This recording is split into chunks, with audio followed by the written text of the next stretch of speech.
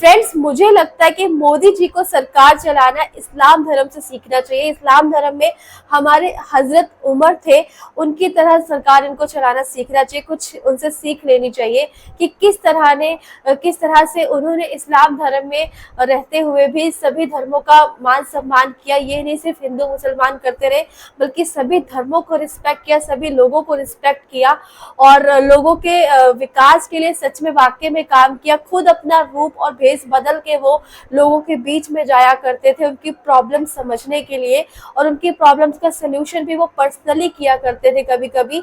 तो ये चीजें जो है वाकई में हमारे पीएम जी को सीखने की जरूरत है। हेलो, नमस्ते, सत श्री अकाल, आदाब, अस्सलाम वालेकुम। कैसे हैं आप सब? आई होप आप सब बहुत अच्छे होंगे। तो मैं भी बहुत बढ़िया हूँ फ्रेंड्स।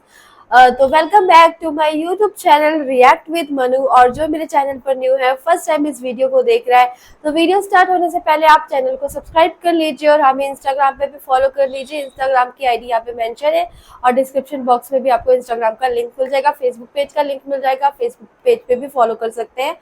तो फ्रेंड्स, चलिए आज के टॉपिक पे। आप सबको पता है कि हमारी जो सरकार है बन चुकी है, यानी कि मोदी 3.0 फिर से बन चुके हैं। मोदी जी ही हमारे पीएम और हमें सरकार मिल चुकी है। लेकिन ये सरकार बैसाखी की सरकार है, तो ये कभी भी गिर सकती है।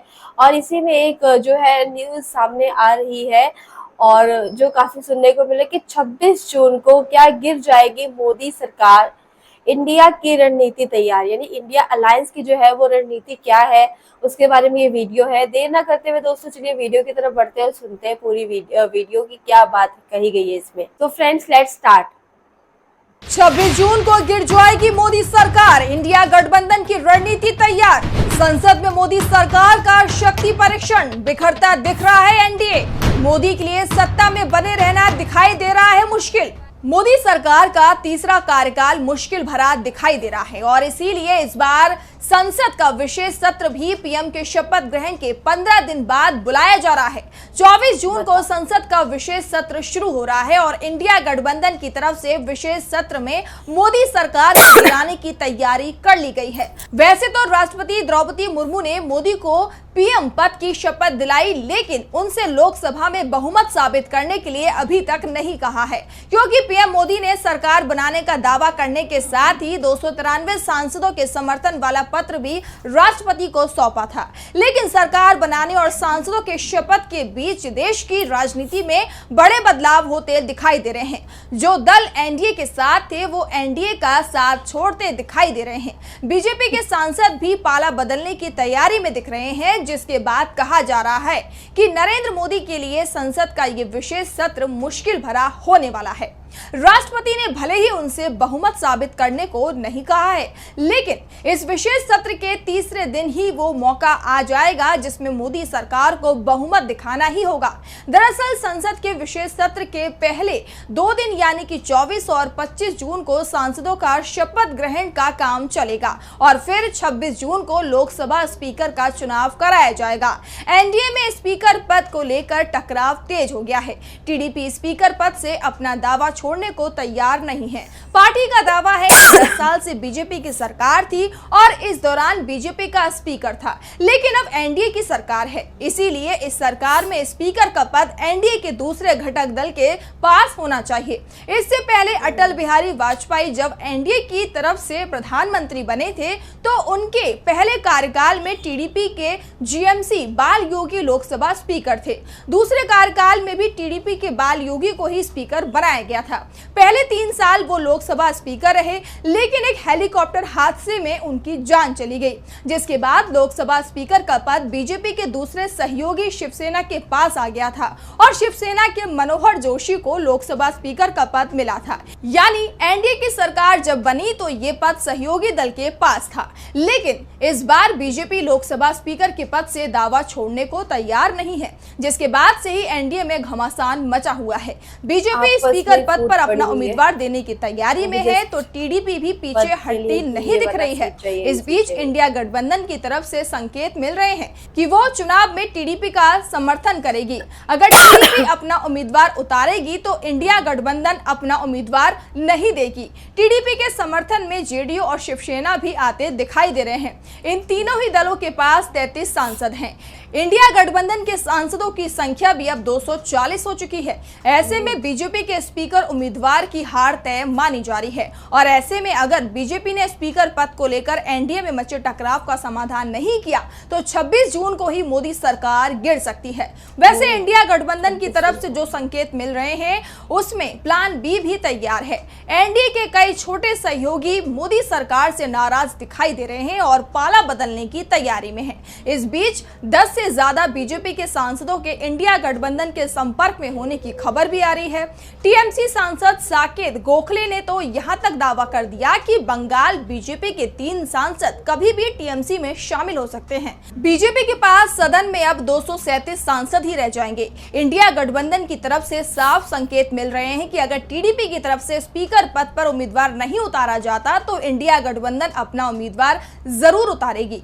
यानी बीजेपी संसद का विशेष सत्र मोदी सरकार के लिए बेहद मुश्किल होने वाला है।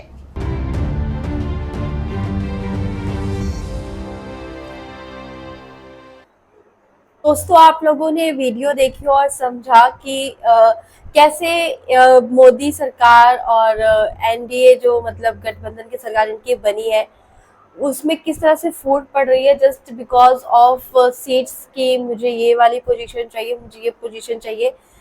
तो आपको क्या लगता है कि ये सरकार कितनी देर तक चलेगी? क्या सच में 26 जून को ये मोदी सरकार गिर जाएगी?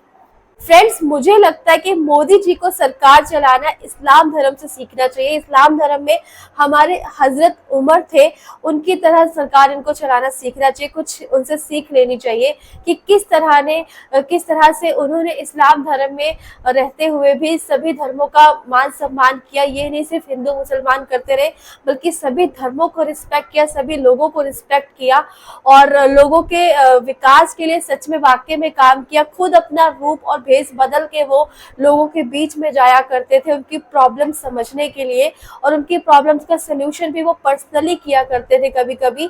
तो ये चीज़ें जो है वाकई में हमारे पीएम जी को सीखने की ज़रूरत है। और ठीक ही एक ऐसी एग्जाम्पल हमारे हिंदू धर्म में भी देखने को मिलती है।